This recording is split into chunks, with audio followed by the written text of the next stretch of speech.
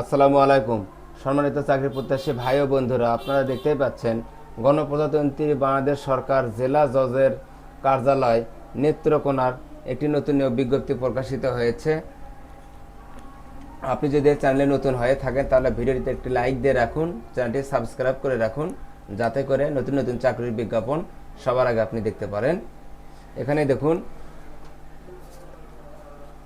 জেলা ও দায়রা জজ আদালত নেত্রকোনার নিম্নবর্ণিত শূন্য পদগুলি সম্পূর্ণ অস্থায়ী ভিত্তিতে জাতীয় বেতন স্কেল 2015 অনুযায়ী সরাসরি নিয়োগের মাধ্যমে পূরণ করার নিমিত্ত প্রত্যেকটি পদের বিপরীতে বর্ণিত যোগ্যতা সম্পন্ন বাংলাদেশের নাগরিকদের নিকট হতে নিম্নবর্ণিত জনপ্রশাসন মন্ত্রণালয় কর্তৃক প্রবর্তিত নির্ধারিত চাকরির আবেদন ফরমে স্বহস্তে পূরণকৃত দরখাস্ত আহ্বান করা যাচ্ছে।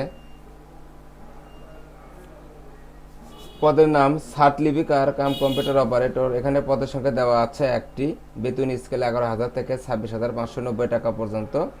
এখানে শিক্ষাগত যোগ্যতা ও অভিজ্ঞতা যে কোনো স্বীকৃতি বোর্ড হতে উচ্চ মাধ্যমিক সার্টিফিকেট পরীক্ষায় বা সমমানের পরীক্ষায় উত্তীর্ণ হতে হবে।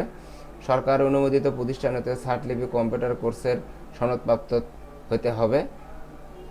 সার্টলিপিতে প্রতি মিনিটে ইংরেজি 100 শব্দ ও বাংলায় 80 শব্দ লেখার প্রতি গতি অবশ্যই থাকতে হবে। কম্পিউটার ইংরেজি প্রতি মিনিটে 35 শব্দ, বাংলায় প্রতি মিনিটে 30 শব্দ টাইপিং গতি অবশ্যই থাকতে হবে। আরেকটা দেখুন, অফিস সহায়ক। এখানে পদের সংখ্যা একটি দেওয়া আছে। 8,250 থেকে 20,010 টাকা পর্যন্ত বেতন। এখানে যে কোনো স্বীকৃতি শিক্ষা বোর্ড হতে মাধ্যমিক বা সমমানের পরীক্ষায় উত্তীর্ণ হতে হবে, অর্থাৎ এসএসসি পাশে আপনারা আবেদন করতে পারবেন।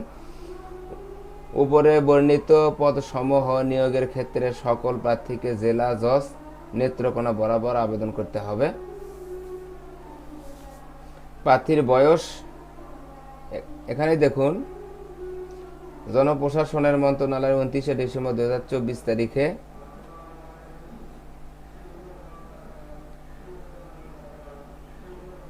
দুই কপি প্রবেশপত্র যথাযথভাবে পূরণ করে আগ্রহী প্রার্থীগণকে নিম্ন স্বাক্ষরকারীর কার্যালয়ে আগামী 16/7 খ্রিস্টাব্দ তারিখের মধ্যে অফিস চলাকালীন সময়ে ডাক কুরিয়ার সার্ভিসের মাধ্যমে অথবা সরাসরি পৌঁছাতে হবে। আবেদনপত্রের নমুনা জেলা জজ নেত্রকোনা এর ওয়েবসাইট netrokona.judiciary.org.bd হতেও ডাউনলোড করা যাবে। প্রার্থীর বয়স 18 থেকে 30 বছরের মধ্যে হতে হবে। তবে বীর মুক্তিযোদ্ধা, শহীদ বীর মুক্তিযোদ্ধার পুত্রকন্যা এবং প্রতিবন্ধীদের ক্ষেত্রে 32 বছর শিথিলযোগ্য। বয়সের ক্ষেত্রে এফিডেভিট গ্রহণযোগ্য নয়।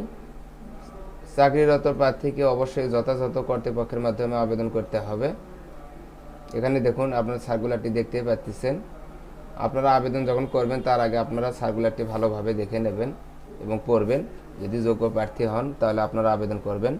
এই চ্যানেলে নতুন নতুন নিয়োগ বিজ্ঞপ্তি প্রকাশ করা হয়, চ্যানেলটি সাবস্ক্রাইব করে রাখুন। ধন্যবাদ।